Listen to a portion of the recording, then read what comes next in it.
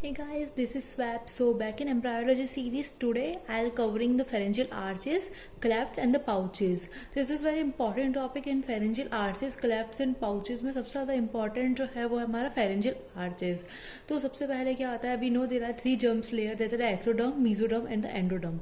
From ectoderm there forms the pharyngeal clefts or we can say the pharyngeal grooves are formed. Mesoderm से हमारे बनते pharyngeal arches and last there comes the endoderm. Endoderm से हमारे बनते pouches. You can remember it like cap, pharyngeal, ectoderm से बनेंगे cleft, mesoderm से arches and endoderm से pouches. So first of all हम डिस्कस करते हैं pharyngeal arches को जो है मीजोडर्म से बनने वाला है. तो फेरेंजियल आर्च क्या होता है? फेरेंजियल आर्च प्रीकर्सर होता है नेक का. लाइक वी से लाइक जो माउथ है, जस्ट लाइक माउथ हमारे बनता है स्टोमोडियम से. इन the same way the pharynx जो है, फेरिंग्स का प्रीकर्सर है फेरेंजियल आर्च. फेरेंजियल आर्च क्या होता है? वो mesenchymal. The definition of the pharyngeal arch, if someone ask you then it's important you just learn in the same way like I have written कि the pharyngeal arch क्या होते हैं? They are the mesenchymal condensation which are derived from the neural crest cells majorly और intra embryonic mesoderm derived from the neural crest cells. Neural crest cells क्या होते हैं और intraembryonic mesoderm क्या होती है? This I will told you in the further lectures of the embryology in which I have covered in the developmental weeks of the embryo. उसमें ये आएगा ये topic and I'll cover till now you just learn this. They are the mesenchymal condensation जो derived होते हैं neural crest cells से majorly और intraembryonic mesoderm से. इनिशियली हमको 6 pharyngeal arches देखने को मिलते हैं. लेटर ऑन जब डेवलपमेंट हो रहा होता है तो 5th pharyngeal arch डिसअपियर हो जाता है and 1 to 4th pharyngeal arch and 6th pharyngeal arch will remain. So now let's see the pharyngeal arches. So now let's see first pharyngeal arch. First pharyngeal arch is also known as the mandibular or the Meckel's cartilage. First pharyngeal arch से क्या क्या चीज़ें बनती हैं? First pharyngeal arch से बनते हैं like the first pharyngeal related to M. तो जनरली M वाली चीज़ें बनेंगी. जैसे आपको यहाँ पे मैलियस देखने को मिल जाएगा. Malleus, ear ossicles malleus, incus, mandible, anterior ligament of malleus and sphenomandibular ligament. So these all are formed from the first cartilage, from the first pharyngeal arch. From second pharyngeal arch को हम क्या बोलते हैं? Hyoid Richards cartilage भी बोलते हैं. Second को हम हायोइड रिचर्ड्स कार्टिलेज बोलते हैं. और इससे क्या क्या बनती है? अब स्टेपीज बनेगी because malleus and incus already first pharyngeal arch से बन चुके हैं. तो अब बची है स्टेपीज. तो स्टेपीज बनेगी सेकंड फेरेंजियल आर्च से. Also there forms another like styloid process, stylohyoid ligament, lesser corniohyoid and superior surface of hyoid. Superior surface जो हायोइड का सुपीरियर सरफेस है वो बनेगा सेकंड फेरेंजियल आर्चेस से. So these are the things which are formed from the second pharyngeal arches. So now let's see what will form from the third pharyngeal arch. अब third pharyngeal arch जो है उसमें like आपको ज़्यादा उसमें मेहनत करने की जरूरत नहीं. इसमें जो second pharyngeal arch की जो चीज़ें हैं जैसे lesser cornea of hyoid और superior half of body of hyoid, इसका उल्टा बनेगा.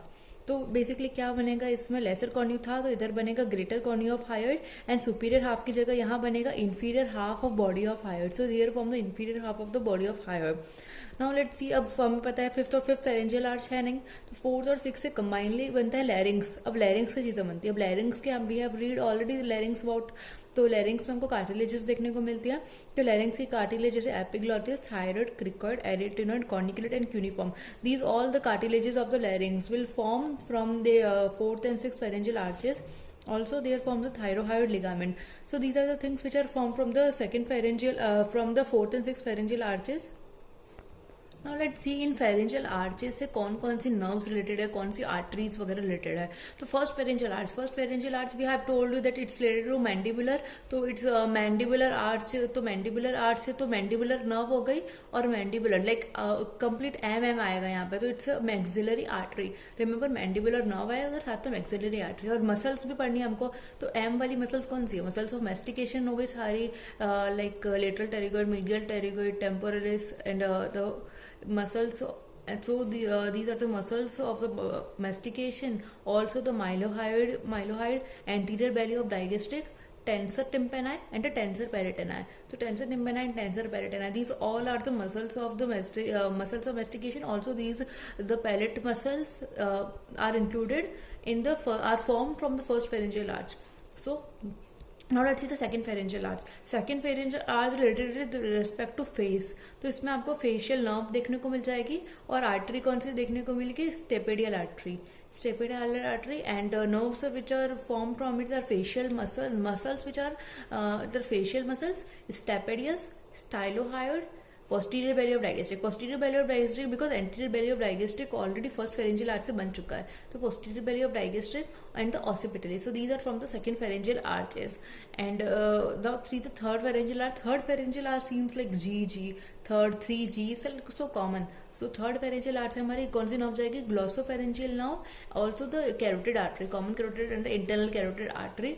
And the third pharyngeal arch से glossopharyngeal है, like seems like pharyngeal, तो pharyngeal से इधर हमारी कौन सी आएगी? तो stylopharyngeus मसल को सप्लाई होगा.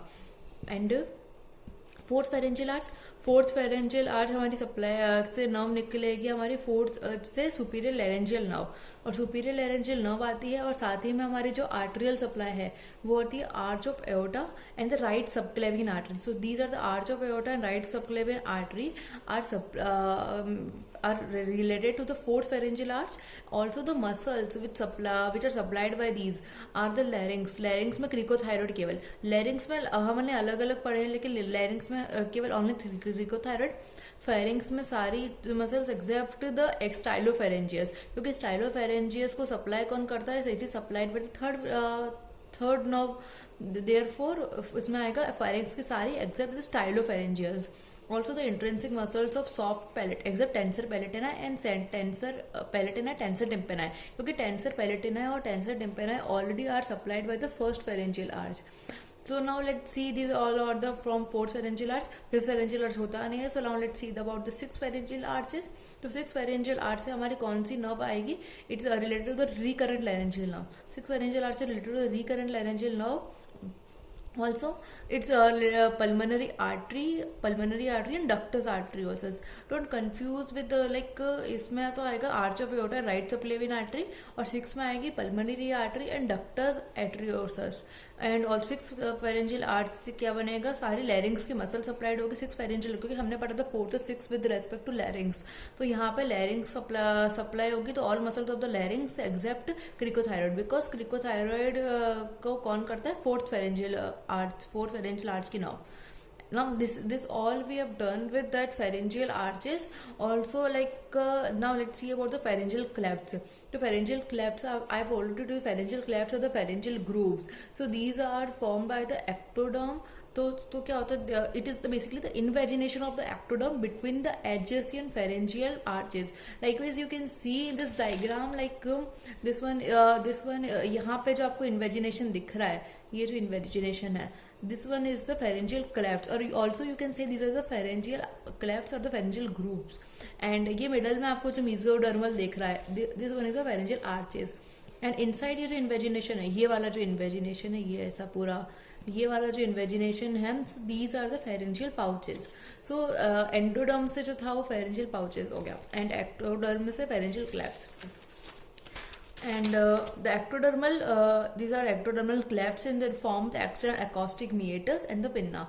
And now let's see the last thing, that is the pharyngeal pouches. तो pharyngeal pouches जो है इन्वेजिनेशन है एंडोडर्म का, और बिटवीन एडजेसेंट pharyngeal arches के बीच में हमको देखने को मिलता है. अब pharyngeal pouches जो है वो टोटल 5 होते हैं.